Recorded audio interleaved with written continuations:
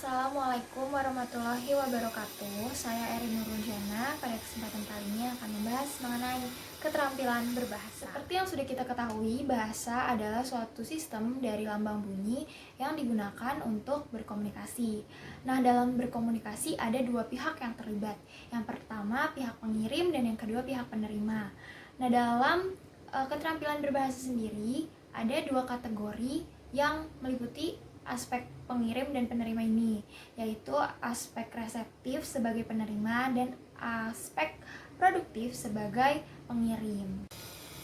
Aspek reseptif atau penerima ini bisa kita lihat dari kegiatan membaca dan menyimak, sedangkan aspek produktif atau pengirim bisa kita lihat dari kegiatan berbicara dan menulis. Yang pertama ada keterampilan menyimak, yaitu dapat diartikan sebagai proses yang mencakup kegiatan mendengarkan dengan penuh perhatian, pemahaman, serta interpretasi untuk memperoleh informasi. Nah, ada dua jenis macam kegiatan menyimak, yaitu menyimak ekstensif dan intensif. Kegiatan menyimak ekstensif biasanya dilakukan dalam kegiatan sehari-hari, seperti ketika bermasyarakat, itu biasa disebut social listening. Nah, ada juga kegiatan menyimak yang dilakukan secara tiba-tiba atau tidak sengaja, disebut secondary listening, seperti ketika mendengar percakapan orang lain di jalan atau di tempat umum lainnya. Ada juga kegiatan menyimak yang dilakukan untuk menikmati sesuatu, disebut aesthetic listening, seperti ketika kita mendengar siaran radio, podcast, atau pembacaan puisi. Ada juga menyimak pasif yang dilakukan tanpa sadar. Nah, kalau tadi menyimak adalah memperoleh informasi dari kegiatan dari sebuah pembicaraan, maka selanjutnya adalah keterampilan berbahasa yang berikutnya, yaitu keterampilan berbicara. Berbicara adalah kegiatan mengekspresikan atau jika sesuai dengan pembahasan yang tadi, berarti kegiatan memproduksi ide, gagasan, pikiran yang dilakukan secara lisan. Dalam berbicara, terdapat ilmu seni berbicara yang biasa disebut retorika. Nah, secara luas, retorika ini berarti adalah seni berbahasa yang digunakan untuk mempengaruhi orang lain. Kajian dari retorika meliputi monologika dan dialogika. Nah, monologika adalah kegiatan berbicara yang dilakukan seorang diri seperti pidato, ceramah, khutbah, dan lainnya. Sedangkan dialogika adalah kegiatan yang dilakukan oleh dua orang atau lebih, seperti berdialog, berdebat, dan lain-lain. Nah, terdapat beberapa faktor yang dapat mempengaruhi keterampilan berbicara nih. Ada penggunaan nada dan intonasi, pemilihan kata yang tepat, pengucapan, sikap pembicara ketika sedang berbicara, serta kepercayaan diri hingga kemampuan penguasaan topik yang dibicarakan. Selanjutnya adalah keterampilan berbahasa yang ketiga, yaitu keterampilan membaca. Nah, membaca ini memiliki dua metode, yaitu metode ekstensif dan intensif. Membaca intensif dilakukan secara bersungguh-sungguh untuk mendapatkan informasi dari suatu teks. Nah, biasanya membaca intensif ini dilakukan dengan seksama dan berurutan mulai dari paragraf 1 hingga paragraf terakhir. Selanjutnya ada membaca ekstensif. Nah, kalau tadi membaca intensif berarti kita membaca hanya satu teks secara perlahan dan seksama, maka membaca ekstensif ini juga dilakukan dengan seksama namun dengan teks yang beragam dan dilakukannya dengan cepat. Sehingga teknik ini biasanya digunakan untuk memecahkan masalah teoritis dan menambah wawasan. Nah, yang terakhir atau yang keempat adalah keterampilan menulis.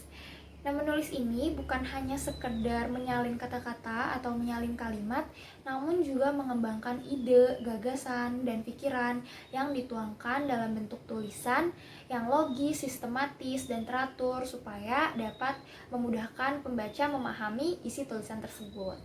Ketika menulis, perlu memperhatikan ortografi yang benar. Ini termasuk dengan penggunaan ejaan, penggunaan struktur kalimat yang tepat, pemilihan kata, hingga genre dari tulisan. Ada 5 macam tulisan nih. Yang pertama ada teks eksposisi, yaitu suatu teks yang berfungsi untuk memberikan penjelasan atau penambahan wawasan bagi pembacanya. Nah, biasanya teks eksposisi ini berada di jurnal-jurnal ilmiah, organ-organ ilmiah yang berfungsi sebagai penambah wawasan pembaca. Kedua, ada teks deskripsi, yaitu teks yang memperlihatkan atau menggambarkan suatu objek dengan kata-kata yang bersifat wujud atau sifat lahiriah dari objek tersebut. Yang ketiga, ada teks argumentasi, yaitu tulisan yang berisi pembuktian atau membuktikan suatu kebenaran yang asalnya dari pandangan si penulis. Kemudian yang keempat, ada teks persuasi yang bertujuan untuk meyakinkan seseorang agar melakukan kegiatan yang dikehendaki oleh penulis di masa yang akan datang. Yang kelima, ada teks narasi atau cerita. Itu teks yang mengisahkan suatu kejadian atau peristiwa yang membuat pembaca nih seolah-olah melihat sendiri atau mengalami sendiri peristiwa atau kejadian tersebut. Nah, keempat, keterampilan berbahasa ini yang tadi kita telah bahas memiliki hubungan satu sama lain walaupun memiliki ciri yang berbeda. Nah, karena hubungan ini, maka biasanya setiap satu jenis pembelajaran keterampilan bisa juga meningkatkan keterampilan berbahasa yang lainnya. Misalnya ketika kita belajar menemukan pokok atau suatu ide pokok dalam kegiatan menyimak, maka kita juga belajar mendapatkan ide pokok dari suatu bacaan atau kegiatan membaca. Juga halnya seperti ketika kita mau berbicara di depan umum atau berpidato, kita juga belajar untuk menulis kerangka pidatonya dulu. Jadi satu sama lain saling meningkatkan keterampilan yang lain. Nah, setelah pembahasan dari keterampilan berbahasa tadi, maka dapat disimpulkan juga bahwa keterampilan berbahasa ini sangat bermanfaat, terutama ketika kita berkomunikasi dan berinteraksi secara langsung dalam masyarakat.